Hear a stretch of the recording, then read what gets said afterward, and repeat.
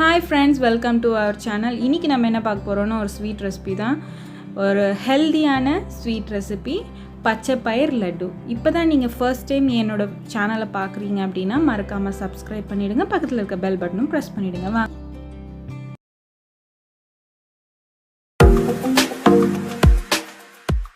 கடாய் எடுத்துக்கோங்க. அது ஹீட் ஆனதுமே நான் 1 கப் பச்சை பயிர் எடுத்திருக்கேன். ஆல்மோஸ்ட் 250 grams ஆஃப் பச்சை பயிர். அதை வந்து கடாயில் போட்டு நல்லா வதக்குங்க. அந்த பச்சையாக இருக்கிற கலர் வந்து உங்களுக்கு ரெட்டிஷ் கலரில் மாறணும், கொஞ்சம் டார்க் ரெட்டிஷ் கலரில். ரொம்பவும் அது வந்து வதக்கக்கூடாது அண்ட் ரொம்பவும் வந்து பச்சையாக இருக்கக்கூடாது. அதோட ஸ்மெல் உங்களுக்கு வந்து நல்லாவே தெரியும். அது நல்லா ரெட்டிஷாக வந்ததுக்கப்புறமா அந்த ஸ்டேஜில் நம்ம ஸ்டாப் பண்ணிடலாம். அவ்வளோதான், ஆல்மோஸ்ட் ரெட்டிஷாக வந்துடுச்சு. ஆஃப் பண்ணிடலாம். நான் இந்த கப்பில் தான் வந்து பச்சை பயிர் எடுத்துக்கிட்டேன், ஒரு ஃபுல் கப்பில்.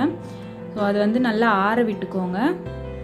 செய்கிற லட்டு வந்து ரொம்ப டேஸ்ட்டாகவும் இருக்கும் அண்ட் இதில் ப்ரோட்டீன் சத்து வந்து ரொம்பவே ஜாஸ்தியாக இருக்குது.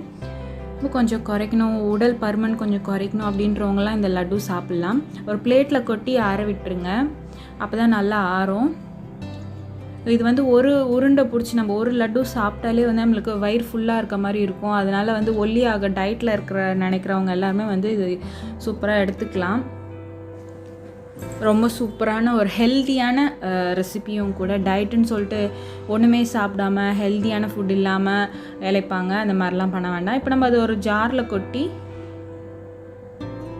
அரைச்சி எடுத்துக்கலாம். அது ஆறின பிறகு, நல்லா ஆறின பிறகு அதில் வந்து கிரைண்ட் பண்ணுங்கள். ஆறுறதுக்கு முன்னாடி எடுத்துடாதீங்க. நான் ஆல்ரெடி வந்து ஒரு ஹாஃப் வந்து கிரைண்ட் பண்ணியாச்சு, அதனால தான் அந்த ஜாரில் அப்படியே அந்த மாவு தெரியுது. அவ்வளோதான், அந்த மாவை கொட்டிக்கலாம். ஓகே, கொட்டியாச்சு.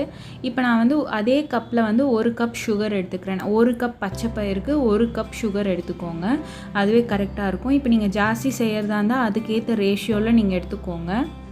இதான் வந்து பர்ஃபெக்ட் ரேஷியோவில் செய்யுங்க. ஏன்னா சுகர் ஜாஸ்தி ஆகிடுச்சினாலும் அது வந்து திகட்டும், சாப்பிட முடியாது. ஆல்ரெடி கிரைண்ட் பண்ணி எடுத்தோம் நாங்கள் ஒரு ஹாஃப், அதனால தான் அந்த ஜாரில் மாவாக இருக்குது. ஸோ நெக்ஸ்ட் ஹாஃப் இப்போ கிரைண்ட் பண்ணுறோம். டயட்டுன்னு சொல்லிட்டு சத்து இல்லாத உணவெல்லாம் சாப்பிடுவாங்க. பட் ஸ்வீட்லேயே வந்து ரொம்ப வெயிட் போடுவாங்க அப்படின்வாங்க. ஆனால் அது வெயிட் போடாத ஸ்வீட்டுங்க. இது ரொம்பவே ஹெல்த்தியான ஸ்வீட்டு. உங்கள் டயட்டில் நீங்கள் இந்த ஸ்வீட் ரெசிபியை நீங்கள் ஆட் பண்ணிக்கலாம். ஸோ நம்ம சுகரை கொட்டிடலாம்.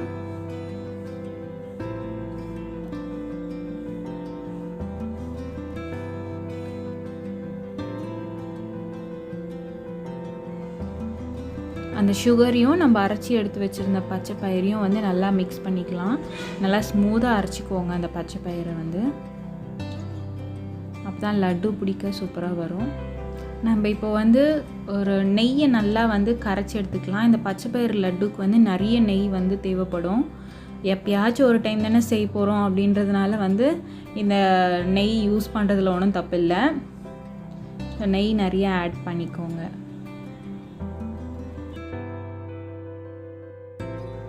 அது நல்லா கரைஞ்சதுக்கப்புறமா நம்ம வந்து கேஷ்யூ நட்ஸ் நான் வந்து குட்டி குட்டியாக நறுக்கி வச்சுருக்கேன், அதை வந்து ஆட் பண்ணிக்கலாம்.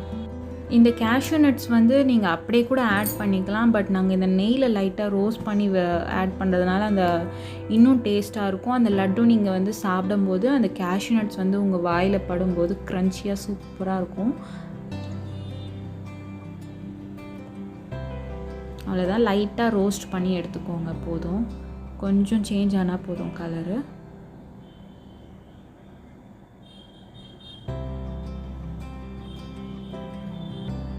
இந்த நெய் வந்து பத்தாது, நீங்கள் வந்து இன்னும் கொஞ்சம் நெய் வந்து உருக்கி எடுத்துக்கோங்க செப்ரேட்டாக.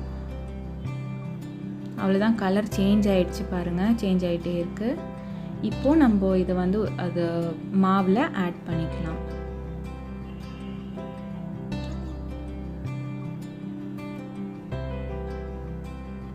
நான் வந்து இந்த ஸ்வீட்டில் பச்சை பயிர் லட்டுவில் சுகர் ஆட் பண்ணியிருக்கேன். நீங்கள் வேணும்னா வந்து வெல்லத்தை கூட கரைச்சி ஃபில்டர் பண்ணி ஆட் பண்ணிக்கலாம். வெல்லம் ஆட் பண்ணால் இன்னுமே ஹெல்தி தான். இப்போதைக்கு வெல்லம் இல்லை அப்படின்றதுனால நாங்கள் சுகர் அரைச்சி போட்டு காமிக்கிறோம். வெல்லம் கூட நீங்கள் கரைச்சி ஊற்றிக்கலாம்.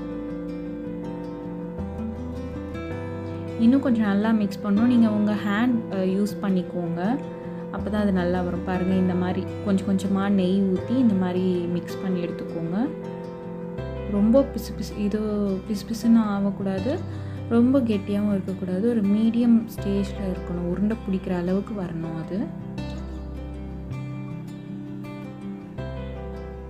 பாருங்கள், அழகாக வருது உருண்டை. இந்த சைஸில் நான் உருண்டை பிடிச்சிக்கிறேன்.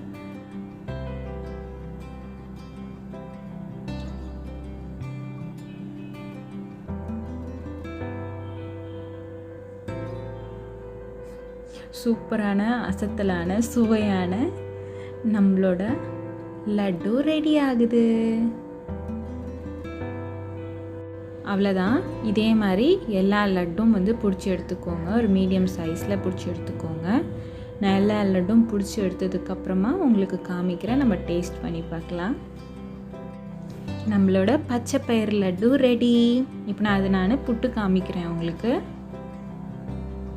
பாருங்கள், எவ்வளோ அழகாக வந்திருக்கு. கண்டிப்பாக ட்ரை பண்ணி பாருங்கள். உங்கள் ஃபீட்பேக்கையும் கமெண்ட் செக்ஷனில் கொடுங்க. இந்த டிஷ் உங்களுக்கு பிடிச்சிருந்துச்சுன்னா லைக் பண்ணுங்கள், சப்ஸ்கிரைப் பண்ணுங்கள், பக்கத்தில் இருக்க பெல் பட்டனையும் ப்ரெஸ் பண்ணிவிடுங்க. தேங்க்யூ.